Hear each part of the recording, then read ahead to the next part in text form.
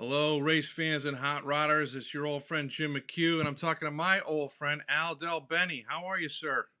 I'm good, man. How are you? Hanging in there, man. What a weird year, huh?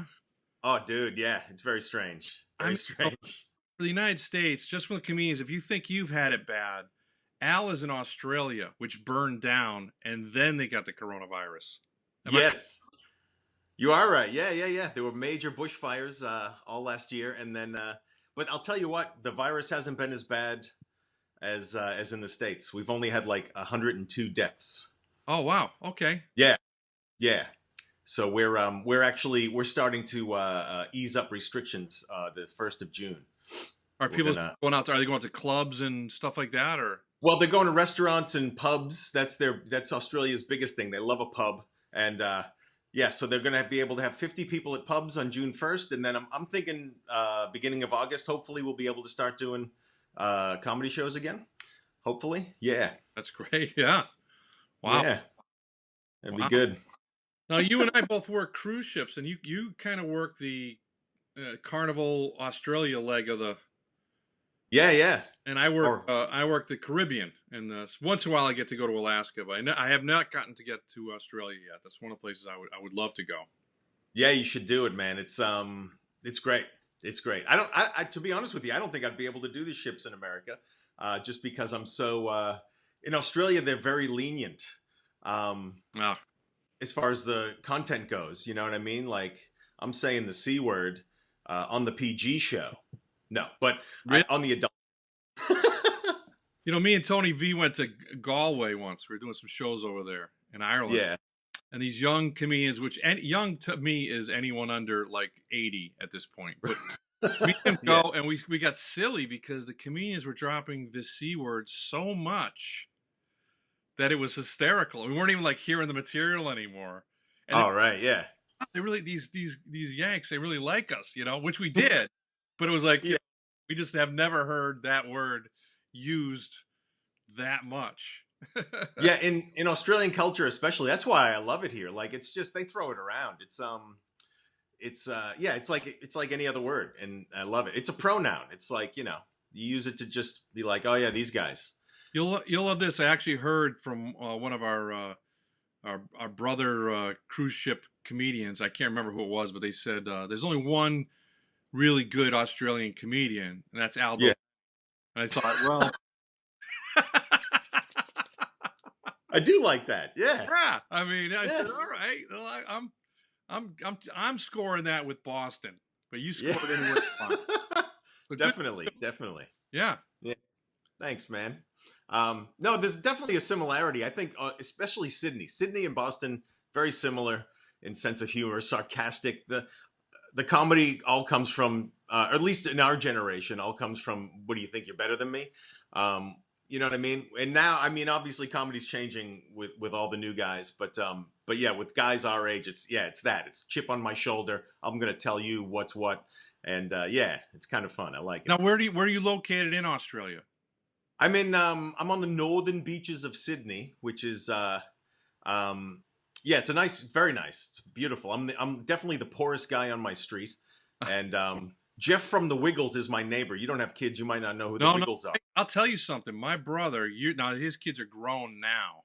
Yeah, I was doing uh, a bit of business with a guy who promoted shows in Worcester, Massachusetts. They had a big theater out there. JB. Yeah, and I called the guy and I said, "Listen, my brother needs tickets for the Wiggles."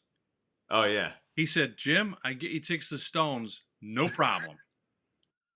But there is nothing I can do for if the mayor calls me. I can't get him tickets to the Wiggles."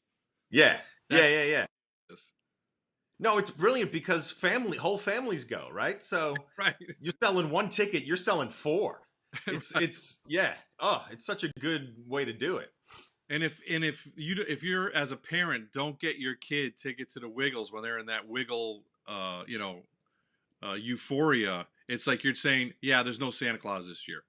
Right. Yeah. I'm a failure as a dad. Yeah. I love, let's write a song about that. Yeah. Yeah. No, they're big. Yeah. So Jeff's two doors down. He's actually looking in my window right now. Hi, Jeff. Now, does he wear just pastel shirts, like Just they solid color shirts. correct shirts and turned them inside out? And I went, "I'm a blue, mate. I'm a pink." Actually, if we trace things back, I think the Wiggles copied that from the early Al and the Monkees. I don't know if you remember. We Oh, all used to yeah. wear. You had uniforms like that? Yeah, we all used to wear a different. Eventually, we switched to like baseball shirts, but we all used to wear different color T-shirt and jeans when we first started. Yeah, Wow. How did yeah. that start? That's that started at Bunker Hill Community College. Wow. Um, So you yeah, there was Charlie, you didn't. You were like high school. I thought you were high school buddies. Dane and I were high school buddies. Okay. So I went to Bunker Hill Community College, and I met Bobby Kelly there, and there were a bunch of us. They were having some talent show, and some dude was like, "Hey, we should do sketches because sketches were the big thing." This was like '91. So it was all in living color and all that shit. So and the original sketch group had about, I don't even know, there was probably about 7 or 8 of us, and we auditioned for the talent show, and we sank in our seats, man. That they started the auditions, and there was all these girls were going up just singing Whitney Houston because Whitney Houston was also huge, and we were like, oh, like what are we doing here? Like, oh my god. And then we went up and did some improv. I mean, we did make it up, but there was no structure to it, and we smashed it. And they were like, "All right, you're in. What's the name of your group?" And we were like, "Oh crap, we didn't think that far ahead." And everybody that was watching us was like, "Oh man, you guys are like a bunch of monkeys. You guys." So we were like, "All right, the Monkees." And I was kind of in my head going, "There's already the Monkees." And this little voice in my head, literally, I heard a voice that went, "Al and the Monkees." And I just walked up to the dude with the pen after all my friends had left, and I went, make that Al and the Monkees." And he was like, "All right." He didn't even look up. So, and that's how we got our name. And then, yeah, and that We was it. And then, like breakage at the hotel. You're the guy they're going to come looking for. yeah, yeah, exactly. Yeah. So now I'm The Al responsible. guys. But we won the talent show, and then it was Bobby Kelly that was like, "Dude, we could take this. We can get this. Take this on the road." And we were all like, "Nah, what are you, nuts?" And but he pushed and pushed and pushed, and then I was like, "Well, I know a funny guy from high school, Dane Cook. Let's get him in here." So he auditioned, and we were like, "Yes, you may join." And then and then we just started doing it and having fun. That's wild. Yeah, and I know you guys had like very early on. You had some kind of gig at the Fleet Center or something, or back then it was the Garden still, wasn't it? It was the Garden. Yeah, it was the It original didn't go Boston well, Garden. right? It did not go well. No, because we won the Boston Comedy Riot. Mark Parento, God rest his soul, Mm-hmm. who was a DJ at WBCN, he liked us and our comedy, let's say, and he was like, he's like, "We'll get you guys to come open the show at the Rock of Boston show. It's Jeffrey Gaines and the Spin Doctors and Fish." And so we were like, "Great, yeah." So we thought And we you were we were were wrong. This is going to be awesome. Oh, dude, we up until that point we had not met any opposition. Like there was no, you know what I mean? It was all You just, haven't met the fans of Boston yet. yeah, exactly. At a rock show, especially. So we show up to the Garden, and Parento. We meet Parento, and he's like, "Hey guys," he brings us aside. He's like, "I'm so sorry," and we thought we were getting bumped because we were supposed to be on first. We were supposed to be on while the crowd was still coming in and the lights were still on, and Right. but they put the Fools up. That Oh the, yeah. the Fools. Yep. And he said, "You guys are going on between the headlining bands. You're going on after the Spin Doctors and before Fish." Wow. Um, so 16,000 people. Guys, Spin Doctors, them from Fish. You're the guy huh? up there in the audience's mind. You're the guys keeping them from seeing Fish. That's all. Totally. As soon as you leave, they get to see Fish. Right? Yes, exactly. Yes, yes, we're the pause button. And Right. but we didn't. We had no. We were so green. We just psyched ourselves up. And we're like, we could do this. And so the Spin Doctors in '91. They, Little Miss, Little Miss, Little Miss can't be wrong. All right, guys, now welcome these 4 fuckheads from, here's Al and the Monkees. But they don't know. They're cheering us on. We're up there with our multicolored T-shirts, and and we do karate theater. We do our opening sketch, and they let us get away with it. They're like, all right, we don't know, maybe this leads to a song, and then we stop and we try to do improv, and we're asking for ideas for improv, Oh my, and awesome. oh, like literally, like, hey guys, so you know what? Give us three things: a type of cheese, and an American president, and like we're just whatever it was, and it was Bobby doing it, and we just start getting booed. And but Bobby won't give up. He's like, he rips his shirt off and he's like, come on, guys. And then once shit started flying by our heads and Oh, like lighters and shoes and yeah, it was creepy. I mean, like I look back now and I love it. I love it. oh But yeah, it's enough time has gone by that the yeah, scars healed over and you can laugh about it. but I couldn't leave the house for like 2 weeks. I swear. I remember Hojo's in Medford. Yeah, In Wellington Circle, we used to go there, and I was like, people are looking at me and pointing. They know it's me from the Boston Garden. Like I couldn't leave the house. Yeah. right. So, but yeah, now I look What a back and go, great oh, that was now, right? good fun. Yeah, I love it. And Dane Cook's been back there as Dane Cook since. You know, like he was the Yeah, a couple times. right, A couple times. right.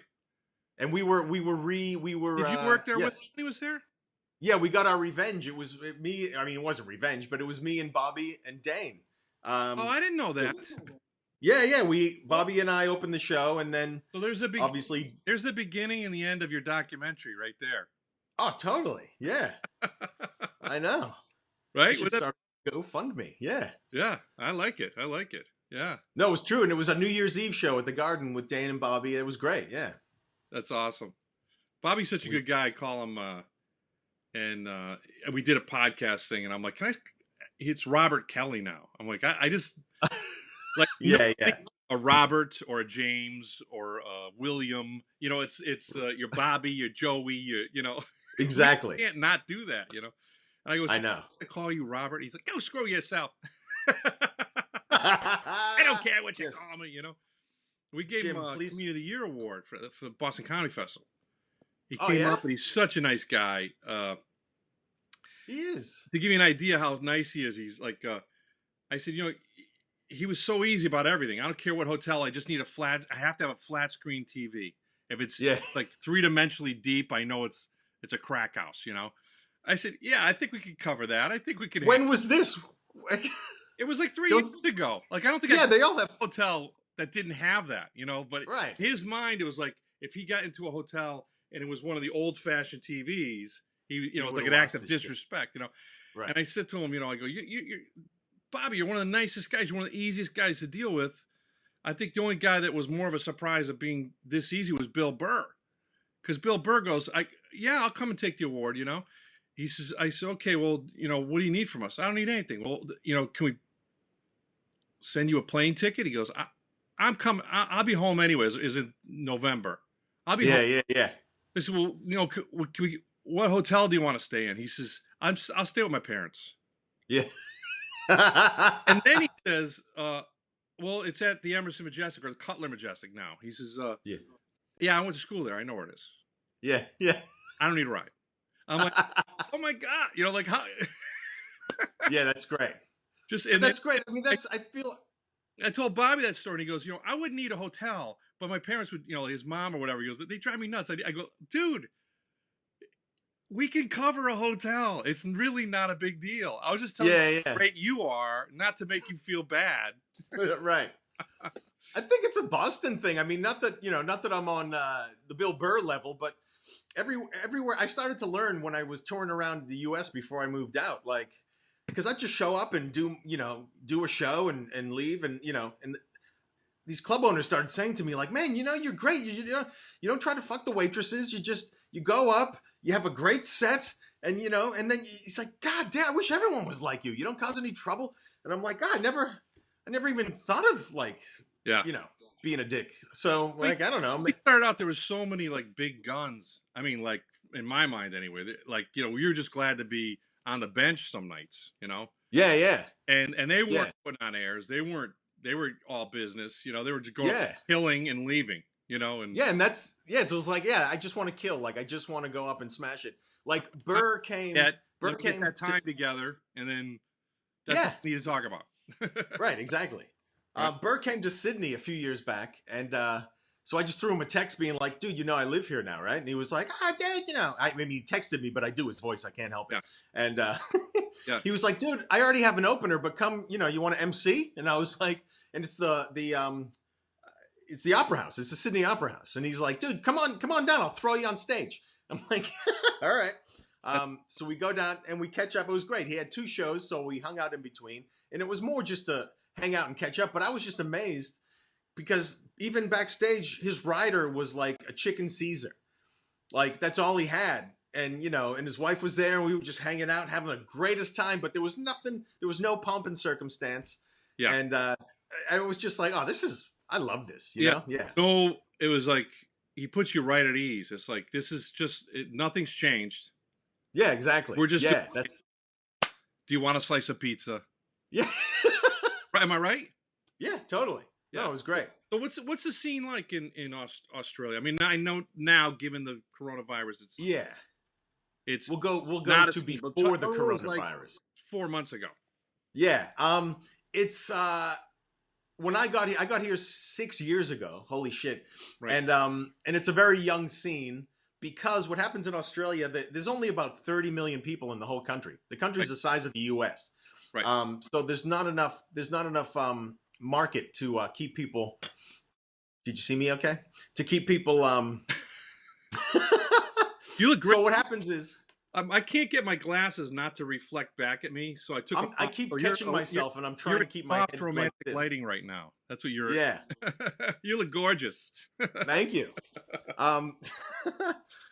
No, so what happens is what I've learned over time is a few guys rise to the top and they kind of stay there. So the dudes who tour nationally, there's like literally like maybe 5 of them, and the rest are very young. And so I moved here, and it reminded me so much of Boston starting out that I just fell in love. The Sydney scene, anyway, was just young people, and they were all like, they were all sticking together, and they were all just doing it and trying to get better. And I was like, oh, this is phenomenal. And then I went around the country a few times and went, oh shit, I'm not going to be able to sustain a living doing it this way.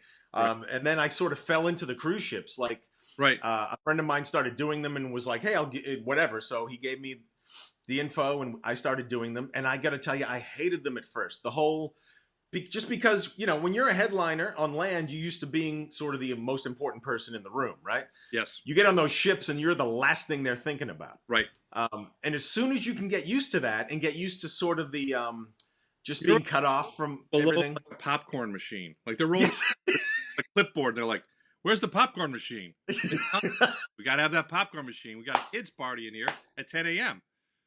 And then you're the comedian. Where's the comedian? Yes. Right. And you are, and you're just replaceable and whatever. But as soon as you can wrap your head around that, as soon as I got around that, I was cool. And the irony is like this past year, just before Corona ruined everything, I was really going, I like this. Like, I got this. You know what I mean? Like, right. This is good fun and it's good money. And, and my first cruise ever, I was recovering. I had a hip replacement. So when I was like 44, so 3 years ago, I had a hip replacement, and I was just detoxing off the painkillers. And I decided now's a great time to do a ship. So I'm like in my cabin, just like literally like, Arr! So I thought that's what cruising was. And, right. But once I got past that, I really started to enjoy it. But yeah, I think dudes like us, you need cruising in Australia just to make a living, because otherwise it supplements everything. And then I could pick which clubs I want at work, and I kind of stay at those. And then I also book like small theaters that I put myself into with other packages. You know what I mean? So I mean, all that's gone now, but one of the things I didn't like at first was I don't know how it is over where circling Australia, but the stateside it was 5 shows, 2 family shows and 3 adult shows. So it's 2 families, and basically I always say to everybody, you got to be driving towards getting 5 half-hour shows, because it's the same people. It's the same people. So in a weird way, I was coming off and having all this stage time that a lot of my Mm, peers didn't. It's like I just did 2 weeks. I've done 10 shows, back in a 9 day run, yeah. Yeah, yeah. You're all nine lubed half up. hour shows and or 10 and So 5.5 hours but or two, yeah, whatever. that's a lot of different, No, and I forgot about that aspect of it because when I first got the ships, they told me, yeah, you do 5 shows, but really you can repeat your PG yeah, and you can repeat one adult. And I went, oh, okay, that's easy. And yeah, just like you said, you can't. Same people come to the shows, that's the big. and And as soon as you say a joke they heard before, they stand up and walk. yeah, You yeah, know yeah, it. You know your guilt, your comedy guilt. You go, he heard that joke before. yeah, yeah, yeah, yeah. Yeah. You can't, but like you said, it's great. It's trial by fire, and it really, and that's what I hated so much about it. It was like, oh, I'm not doing so well, and I haven't not killed in so long that this is hurting my ego, and I had to just let go of that and go, well, let me try to get good again Right, right, instead of killing. Yeah, right. and it really did help me out in that aspect. Like I forgot all about that and that's when I just sort of snapped into it and went, oh, I like this. Like Yeah.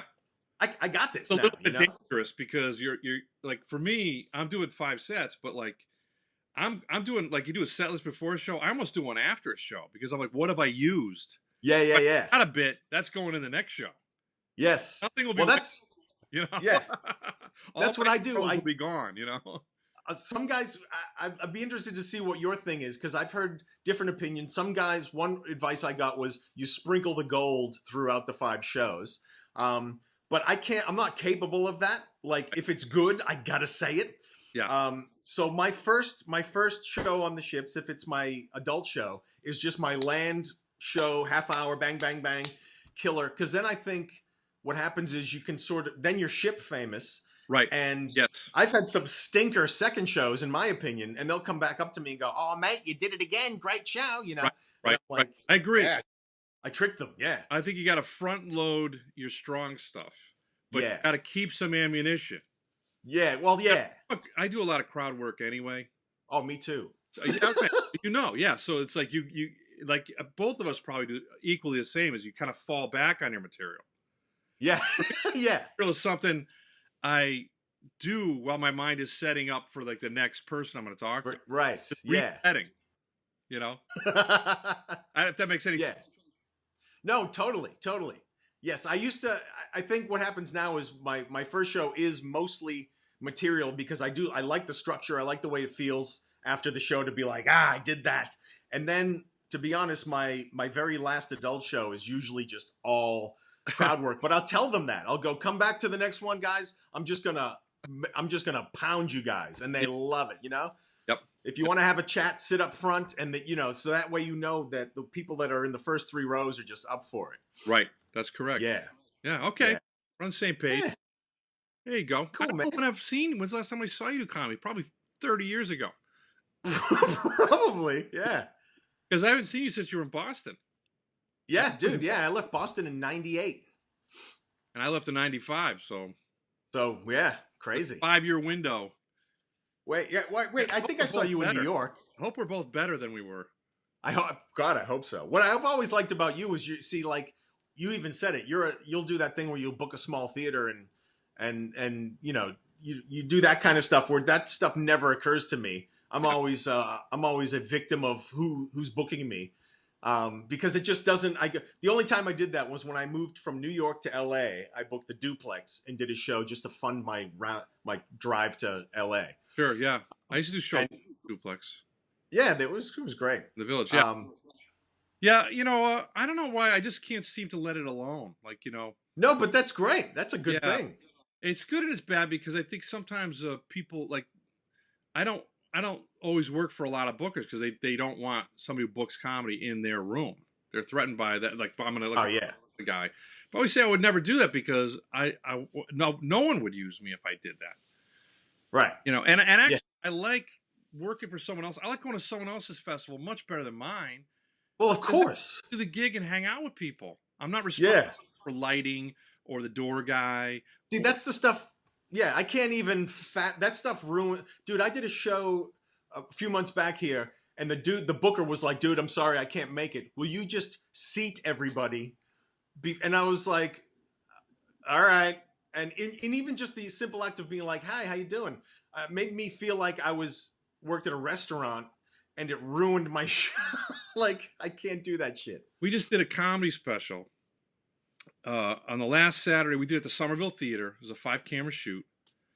And the night before, I found out one of our celebrity comedians, the management called me and said, yeah, the person's coming in at like 7 a.m. I go, okay. And they're like, so who's picking them up? I'm like, you're calling me now about this? So I can't sleep at night. I got to drive into the airport. Yeah. 1 hour sleep. So by the time we do our shooting of the thing, like sometimes you have that out of body thing where you're like, you're better because you just don't have the strength to care anymore. Yeah. Like I was so relaxed because I was like, I was just trying to maintain consciousness at this point. You know what I mean? Like, and everybody's like, man, how could you be so relaxed? It's like, oh, I don't know, 23, 24 hours without sleep. Yeah. I have no choice. You ever have that happen, or you get like a fever or something, and you're like funny, dude, for no reason, Like, dude, totally. Like one time, I think it actually hurt me because I was doing a show for what was that dude's name? I can't remember anybody's name. The dude who used to run the comedy. What? I'm just naming names, Peter Jerk. Oh no, I'll derail you even more. Bob? Was it Bob? Was it Tom? He wouldn't. He always owed people money. Hey buddy, Billy from Downs. Boston. Billy Downs, yes. So I was doing a Billy Downs gig, and I was driving Anthony Clark to the gig, and it was somewhere west. It was Route 2. That's all I remember.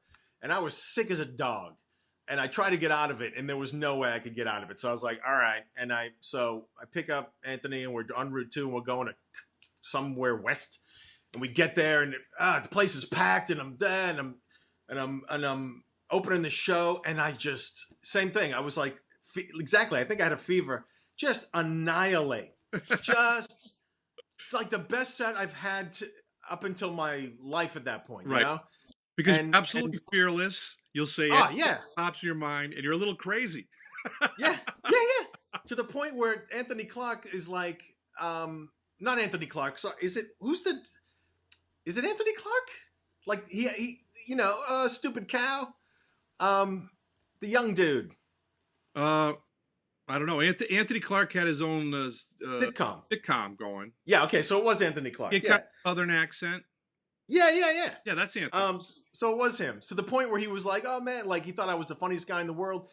Takes me to another gig where I just eat my dick, like a few months later, and I was like, fuck. Like oh no. Yeah. I get sick again by Saturday. Yeah. You know? And then there was another one. I was doing a Dick Doherty gig at some campground. DJ Hazard was headlining, and Tom Cotter was the MC. And I could not find this place. I could find the grounds, but I couldn't find the thing where the show was in. I'm driving around. Literally, I was like an hour and a half late. I'm supposed to open the show. Hey, do you know where there's a comedy show? Exactly, because this was like 94. There's no nothing. And I'm trying to call people. I'm pulling over to payphones, panicking. I finally find the place.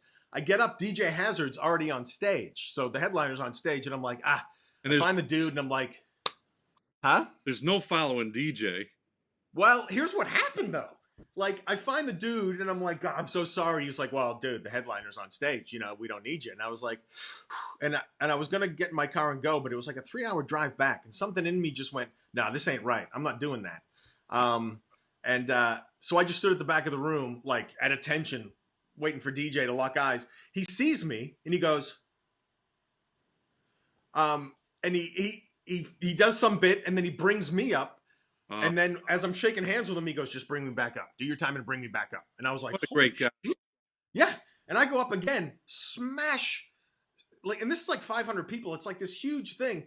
One of the best sets again I've ever had. Bring DJ back up. Tom Cotter sees that, and one night at the at Nick's, one night at Nick's, they were short on comics. I wasn't passed at Nick's yet, and but he puts me on. Because he thinks I'm some killer at the time, and I go up again and eat my dick and just go like oh well. Yeah. Wow. I haven't thought of these stories in ages. Yeah. So weird. Weird. So It's weird. different times now too. It's funny you say that. Like you try to explain to, not that you would even be in a position where you would actually talk to a younger community because they're not interested in hearing from you really. But Right. it's like you don't know what it's like to drive 3 hours in a snowstorm, Yes. trying to find reading a map while steering with your knees, and Yeah. you're not sure where the exit is, and then you find the exit, and you're late, Right. and now you Yeah. decide whether you're going to pull into a gas station or to keep trying to drive. You're gambling now. Yeah. Right. Right. Decide to go. You find a payphone. You got to find change. You call the irate club owner who's going to scream at you, and you got to tell him now where you are in a snowstorm Yeah. at a mobile station. I Yeah. There's a pine tree. It's Yeah. white. There's trees. Oh, And you're it trying to was get the so. guy out of the gas station. Where am I? Dude, I don't know how we did it back then. I specifically remember you'd call the venue that day, that afternoon, as soon as they opened, and go, okay, hey, I'm coming from blah, blah. All right, do you know how to get to 93 North? Yeah. All right, get to 93. And then they would and you'd write it all down, and that's how you did it. And like you said, these gigs were like 3-4 hours away. Caribou, Maine, Yes. 6 hours away, the border of Canada. Yes. And we drive up to do a 10-minute fucking guest spot. Yeah. And we used to keep the map behind this passenger seat. You'd have the map book so you could open up the state of Yep. Vermont, the Yeah. state of New Hampshire, and you'd go like you'd have like Oh, a magic marker. You'd mark the route if you're dude. that organized. We were hungry, man. But it's good to be like that. It's Yeah. good to be like that. Like And, these but kids. also, like you drive with three other comedians, and you become Yeah. you talk Yeah, exactly. who's what's a horrible gig and how do I get that gig and Right. Well, you'd bond because you'd almost die because you're driving in a blizzard. right. So, you'd share a near death experience and be like, oh, okay, like we're brothers now. Yeah. I And don't then think it that goes happens horribly, anymore. and you're like, okay, what are we going to talk about on the way home? Yeah. There was one we went up to. It was me, Bobby Dane, and maybe Donnie Bizarro. Oh, And we would open for ourselves. We'd all do stand up and then we'd do Al and the Monkees. And and I was killing in the car. I'll never forget it because Bobby never let me forget it. Killing in the car on the way up. They were all crying and I was feeling great. And of course, my set, just 20 minutes of silence. And I didn't know how to bomb back then. So when I started bombing, I would bomb even harder. It was that thing of like, oh, if you don't like this, you're gonna hate the rest of it. Here I go. right. And Bobby was just like, the whole ride the whole ride home. I never heard the end of it. That feels How like you're going to bomb. They know you're going to bomb. And you No one's bomb. going to be happy for the next 28 minutes. Yeah. Oh, here we go, guys. Yeah. Oh my God. Dude, but I look back and go, I didn't even realize that I wanted it that badly. Like I just would do Yeah. I would do anything. I'd stand out in front of Nick's Comedy Stop, both in Saugus and in Boston, talk to the door person for as long as whatever. They'd get the call. That's what happened. They got a call. They'd write down who was on the show, and then they would transfer that list to the neon board. And while they were writing the names, I'd go, hey, can you just put my name up there? And they'd go, yep. And they wouldn't even and that's how I got on at Nick's. Like I was never passed at Nick's, but I was on all the time. Yeah. I had a similar thing at when I moved to New York. I couldn't get on anywhere, and it was tough for me because I was actually working in Boston at that point. Yeah. And I remember like I kept going to and the difference what I didn't understand then is in Boston you just hung out till people liked you and they were you on. But in New York it didn't work that way. You had to have some kind of buzz or something else to offer than being like a nice guy. So, Right. But I would go into the strip all the time, and then I noticed that the late night sets, like Lucian will probably leave or something, I would just sign myself in. And then one night he says, James, have I passed you to work at this club? And I went, absolutely. And he went, oh, good. That's great. Yeah, because at that point, in my guts, I said, if I admit I just wrote myself, he's going to ream me. Yeah. So I might as well just That's great. Yeah, absolutely you did, Lucian. Oh, okay, good. Absolutely. I like it. And he was like, oh, good. And I was like, Yeah. And I was even like, how do you call to get a spot now? Like, I didn't even know. I was just writing myself. I certainly wasn't going to ask him, Right. That's hilarious. Yeah, Dick Doherty, he booted me for some reason or another. But I used to go to the vault every weekend because I wasn't a working comic really. And Paula Williams, Paula Williams, God rest her she soul. used yes. Oh, she was lovely, and Yeah. she put me up. She put me up every weekend. She'd give me like 7 minutes, Friday, Saturday night. But what I didn't know was she was like writing it down. Because she had to do a little report, Oh, and I didn't know that. So after like I don't even know how many months, maybe 8 months had passed. Dick Doherty called me and went, "All right, you win." And I was like, "What are you talking about?" And he's like, "Well, you're going up. I banned you, and you still getting on at my club every weekend. You want to do a headline spot?" And I was like, "Yeah." So I didn't even know she was doing that for me, and I was just yeah. I wow. like that stuff. Yeah. The vault was one of the best kept secrets because it was a great little size, little intimate room. Oh yeah. Nobody really was watching for a long time. Right. You Right. get in there, you could do anything in the vault. If Yeah. 30 people, you could have a good audience. You could have fun. Oh yeah. You know. Oh, it was great. That's where Alan the Monkees. We had a weekly show there. That was our first residency, and that was phenomenal. And then with stand up, obviously, and then I started doing another comedy group with Butch Bradley called the Id, and we did another residency at the Vault, and that was great. It was just yeah, it was a great little because it was so small that you didn't have to get a lot of people to make it feel packed. Butch is a Um, great guy. He's got a room in Vegas, I think, now with the Stratosphere, oh, good. Yeah. and he's a hustler. And I Oh, think he I'll is. probably have Yeah. him on this show before too long. But I ran into him, and he's from Atlantic City. Yes. In the Borgata down there last time I saw him, but he's a great guy. Yeah. Yeah. Yeah. Yeah. I love Butch. We have a lot of good memories. Oh, you're making me all. I haven't thought about this stuff in so long. Yeah. You're making me misty eyed now. Come back here, man. Come back for a little while. Oh, I'd love it. I'd actually love it. Yeah. I need a hotel though, and a big TV, and No, uh, flat TV. It's almost like, Bobby, how do you even find a TV that's not flat? Even if I wanted to like prank you.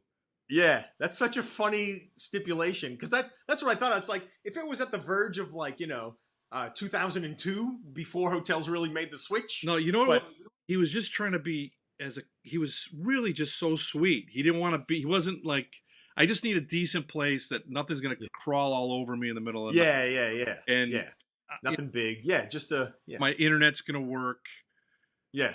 you know.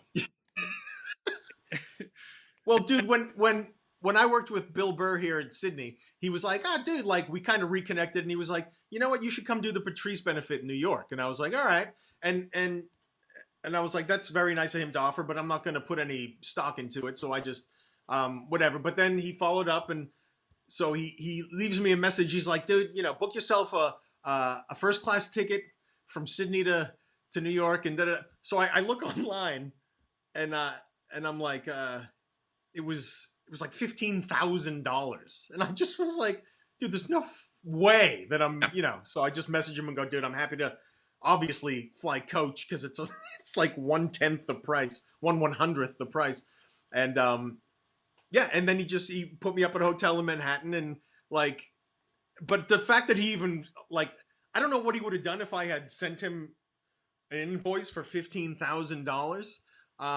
But I was just like, there's no way I'm Yeah, doing that. right. It just felt so weird. But the fact that he even offered that was like, wow, man, that's kind of cool. Yeah. Yeah, it was a great fun. It's always great. Like, I used to open for Lewis Black, and he was like that. He was always so very generous. Mm. I remember the times that he would yell at me for not taking things. Like I remember we were in Texas, and we were just walking back. He had a book signing at a bookstore, so we were walking back in the hotel, and I go, "Hang on a second." And I go talk to the concierge, and I'm like, Yeah.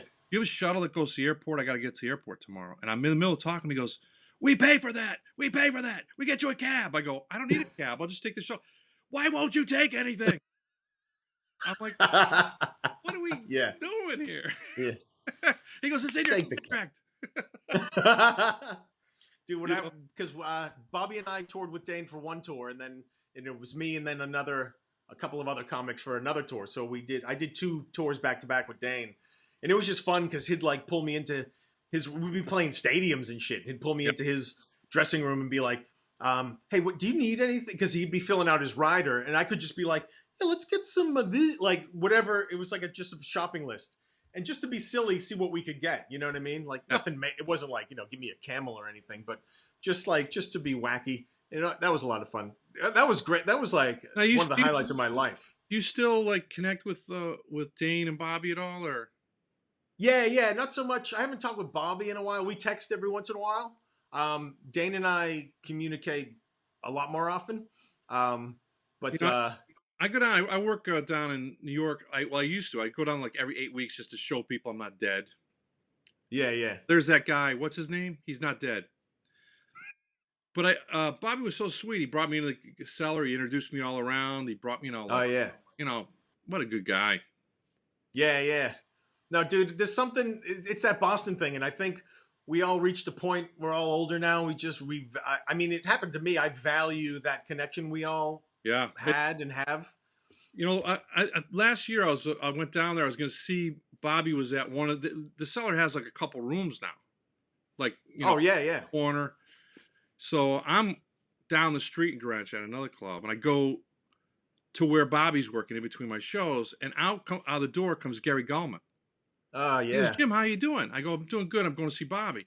So he yeah, walks about 5 steps, and he's got a little entourage now. You know what I mean? Like yeah. people with him. He turns around. He says, "Do you need somebody to walk you in?" And I was like, "Yeah, actually." I was kind of worried about that because if the door guy just said, Nah. Yeah, "Yeah," and there was a pretty good chance he was going to say that, yeah, yeah, like, because I'm not famous, I'm like, "Yeah, actually, that would help me out a lot." And he turned around. He said, "Look, I'll catch up with you guys." yeah, He walked me in, and everybody now my whole credit went up through He yeah, sits yeah. down, and then Bobby's on stage, and I'm watching Bobby kind of like focusing on him, what he's doing, and Bill Burr sits next to me. Shooting some TV show, and I'm like, this is like Boston all over again. It's unbelievable. Dude, it's great. It's so good, and I I was like, think man, McHugh, what are you doing here? I'm like, I just came down to see what check Bobby set out. Like, oh, huh. yeah, yeah. you know. No, it's good But because that I little think thing, that little extra thing of saying, hey, man, do you need someone to walk you? Like he was aware of what was going on. yeah, yeah, yeah, And he went, Jim's not really in at the cellar. yeah. Let me If walk I him in. walk him in, and they'll be a lot nicer to him than if he tries to like say, "Hey, I know Bobby from the 1900s," and you know what I mean? We did Howard Johnson's in Medford together. I'm sure he'd love to see me. You know, you're going nowhere Right. fast with that story. Yeah. No, it's great though, and I think because we're all still doing it too. That's the other thing. Like you Yeah, look back and go, anybody who's still making a living doing this, you go like, all right. Like we're all comics, man. Like yeah. I feel like we're all boxers, and some of us like got the belt, and the rest of us are still sparring with people that are getting. yeah, yeah, yeah, A yeah, little bit of respect. They go, "Oh, I'm that guy, man." Back in the, yeah, going in yeah. the corner with that guy back in, I've accepted that too. I just go fine. Like I'll slug it out until I Yeah, can't anymore. Like yeah. I'm Me happy too. to do it because this is my only skill. Well, When Corona hit, I went, oh crap! Like this is my only skill. me too. Honestly, Me too. yeah. You know It's a what? bit. Today's Memorial Day in the States, right? Oh, happy As we Memorial tape this, Day. so I've done a ton of tours entertaining the troops, and I started going through all the pictures. You know, Kosovo, Bosnia, Iceland, Germany, Mm, Iraq, Afghanistan, Japan. And I'm like, I've never made a ton of money, but I own my own home. right. And I've seen the world, Yeah. everywhere except for Australia, but in Africa. I think those are the only two places I haven't been. Yeah. Yeah. And No, it's a like great life. what a great life, and like I'm not, Yeah. and when if this all starts working again, I don't have to roll out of my bed at 7. I'm not going to a job I hate. Right. Right. The, Yeah. what the work part is like the writing, and I enjoy that. What I mean? So Like when I you're get a new golden. bit, no, I'm like a little kid. If I have a new bit to go to the club tonight and I'm gonna try Yeah, this you're new bit out, excited. I'm happy, and it Yeah. works. I'm Yeah. double happy, you know. Yeah. Yeah. No, it is. It's a great life. It's like I've learned that the past maybe 10 years, 5 years or so. It's that thing of like, no, you know what? This is good, and even when it's bad, it's good. Yes. Like, and thank God I'm doing this, because this is, yeah, it's nice, and we stuck it out. Like, you know, it's not an easy thing. It's We not an easy thing at all. friend. We're still here. Yeah. Yeah, that's, oh yeah, that's what I wanted to say. You reminded me of a story when I moved to LA, reconnected with Dane. We became like best friends again. That's our little joke with each other. Where this is my best friend except for 8 years. Yeah. Um, and he bought his Hollywood Hills house. And I came over before he renovated it. I came over to see it. It was just me and him. He brought me inside, and, you know, beautiful.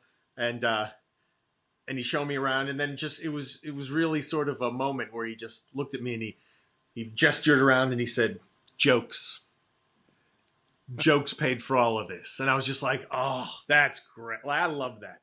You know, the fact that that's a thing. I went out there, this is probably 10, 15 years ago, and there used to be a place called the Dublin House. Yeah. Right. So I wasn't in there, but I went up there, and I didn't know what Yeah. to expect. And Dane was on that night. I guess he was in there all the time. And me and the other comic was another guy from Boston. We were out after the show. We're out front, and he comes out. Dane comes out. These two females. They were like incredible. Like, you know, like I couldn't even imagine. And he spent all this time, and the guy I was talking to was like really like talking his ear off, and I'm like kept going like, hey, you know, we got to get out of here. He's like, oh yeah. And I'm like, dude, do you realize like he just took a half hour to talk about Knicks and Dick Doherty, Yeah. and he's got. Did you see who he's with? Like, you know, he's got bigger fish to fry tonight. But he took the. Yeah. I was like, that was really cool, man. You know, I was like, you know. But yeah, that's the Boston thing, man. Dude, Burr called me out of the blue like a few months back because he was walking around where the vault used to be. Right. And he just wanted to reminisce. And he's like, all right, dude, I'm going to go here and see if this thing's still here. And remember when this happened on this thing? And remember, you know, and it was just, I was like, he didn't have to do that. Like, Yeah. how cool is that? I just look at, you know, oh, it's Burr. Hey, man. And he's just like, yeah, dude, I'm here where the vault used to be. Remington's, it's not Remington's anymore. It's blah, blah, blah. And I was like, okay, let's do this. Yeah, this is cool. Like, Yeah. I just think, you know, we have that. I don't know if that's all comics that come up together. I don't know if that's a thing with everybody, but there's something about our class of the 90s there that we just, because I think we had those other guys that we were coming up against. Like, I didn't know what was happening in Boston until I saw that doco when stand up stood out. Right. I went, oh my God, like those guys, like I knew they were the shit, Well, but I didn't realize. I was I was older than you guys. So Yeah. I was living in West Hartford, Connecticut. So I was halfway between Boston and halfway between New York. And I had to pick. And Oh yeah. that's when I realized Leary and Bobcat and Paula Poundstone and, you know, Stephen Yeah. Wright. I go, I got to go to Boston. Something's happening up there. I don't know what it is. And it was really hard because the comedy started to shrink. And even like, you know, I mean, Louis C.K. came out of there. Patrice came out of there. Everybody came out of there. There was gut. Yeah. I mean, everywhere. You know, and I think that's people always say like, what made the Boston comedians so great? I think it was because it was competition. Yeah. And the You audience had to hold your own. of sports fans and Ivy Leaguers. You know, it was a weird mix of like blue. I never thought of that. Yeah. And they approached comedy like it was a sporting event. Yeah. And if you were bringing it, if you're at Knicks, the Thunderdome, it was like, you suck. Oh yeah. You were going to deal with that. It was not, you know. And everything else, Lenny Clark and Sweeney and these guys, they're bringing jokes. Kenny Rogerson. Oh, DJ dude. Hazzard, you know. Having They were just go up and yeah, there's every 10 to 15 seconds, a killer punchline was hammering them, you know. yes. And that's how we learned. Around, you had to get swinging, you know. Well, and that's what you saw, right? So you're a new comic. Like I showed up at Nick's and I was just like, Yeah. It was like, okay, that's what I have to do to make it here. Like, you know, and Rogan was there like a couple years ahead of me. He was started out there, you know. I was like, yeah. And it's just, you absorb that, and that's what like the older comics here in Australia, we talk about that, how the new guys, they just go up and do their shit and leave. Yeah. It's like, I lived at comedy clubs when I wasn't like if I didn't have to be at a day job or something, I was at a comedy club, and that Right. was my social life. Yeah, that And it's different. Like now I watch them not watching the show. yeah, yeah, yeah, yeah. Someone's famous, they don't want to know. Right. But there's And there's I feel like there's this little thing of like, well, you're just like a middle-aged white guy, and I have nothing to learn from you because right, that's not what we're doing now. right. There's a Yeah, bit of that, which I mean, I hope it works out for them. I hope they do something amazing. yeah, We'll see. yeah. Well, I think the cream always rises. I think there's a lot of people trying it, and if But you know what Dick Doherty told me? what? Cream always rises, but shit floats too. I love that. Never forgot that. I don't remember that, but that's a great little piece of wisdom. Yeah, yeah. Also, it also encapsulates Dick's philosophy. It's like you can find a funny negative way. Most Yes, unicorn popcorn fart like philosophy. right. Oh, that's Uh, hey, listen, yeah, taking some time to talk to me. This is Al Del Benny. He's really funny. He's in Australia, and tell everyone out there listening to the show, which yeah. be not my mom because she doesn't know how to use the internet, but other people. Other people. How do they find you on the internet? And if they end up putting out a forest fire in Australia, Yeah.